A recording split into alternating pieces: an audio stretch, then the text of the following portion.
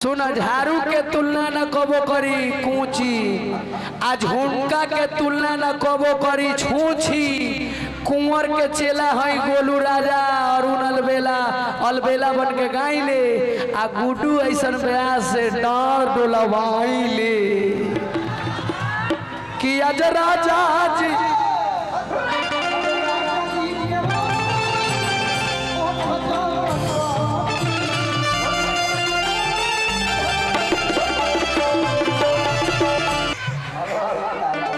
राजा जी के ओठावा में हाय लो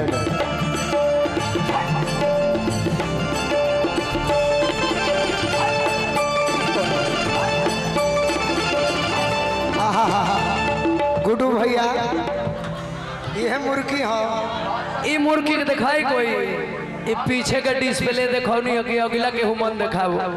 गुड्डू भैया ये मुर्गी हो, जाना तने तू अकेले सबके लड़ा। अरे महाराज रउरा जींस में बानी तो का भइल बा, मुर्गी के मतलब गुड्डू हलचल। गेंडा स्वामी, ए गेंडा स्वामी, तुम जिस दिन से तुम खेल खेल रहे हो मैं उस दिन से खेल रहा हूँ जिस दिन तेरे बाप दादाओं ने अपने बालों में खिंचाव लगाया करता था। मुर्गी के माने गुड्डू हलचल एगो प्रकार ना, कम से कम 14 हो 18 बा, 4 गो भुला गई। आए है कि राजा जी के ओठावा में, राजा जी के ओठावा में, फिर से होके अदिति है नहीं आ जा। हाँ होके नो, अरे राजा जी के ओठावा में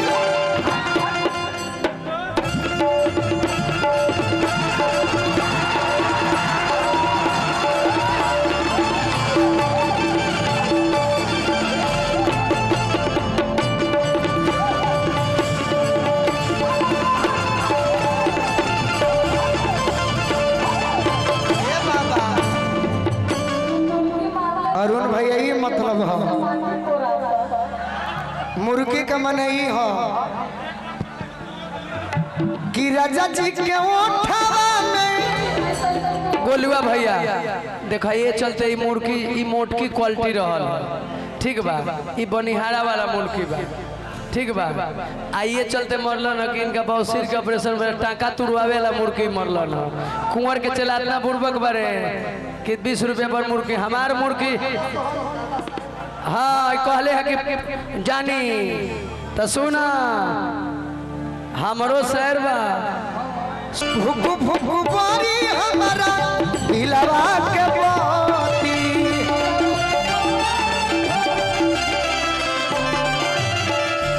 रात भर अरे लम्हे दरिया में, रात भर लम्हे दरिया में नहान हो खेती। आज राजा जी के गोरवे में, आज राजा जी के गोरवे में जवान हो खेती। ये बाबा समय कम लेवे के बा आ गीत ज्यादा गाई जा कि रोअगन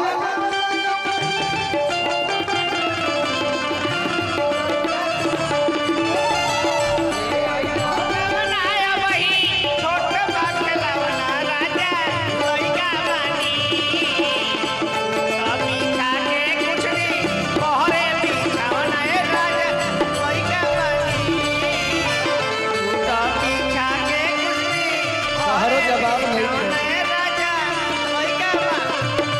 आज राजा जी के गोरवे में जवान हो खेती। आज राजा जी के गोरवे में जवान हो खेती। और का कि रोगन गनाई पिया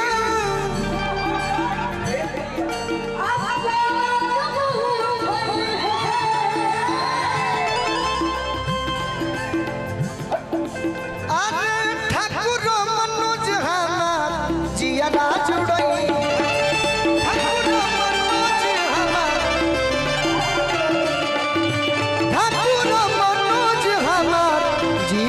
जुड़ई है ये रऊ बोलू रजा के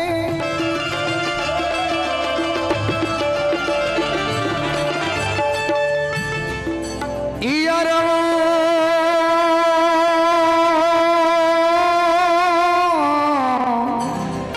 राजा जी ए राजा जी ये रऊ है गोलू राजा के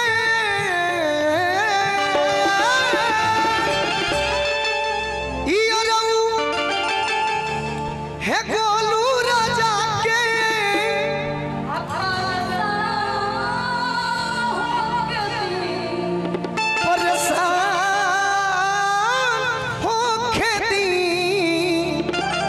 चले के बाबा नो कि आज राजा जी के गोदिए में अरे जवान हो खेती आज राजा जी के गोदिए में जवान हो खेती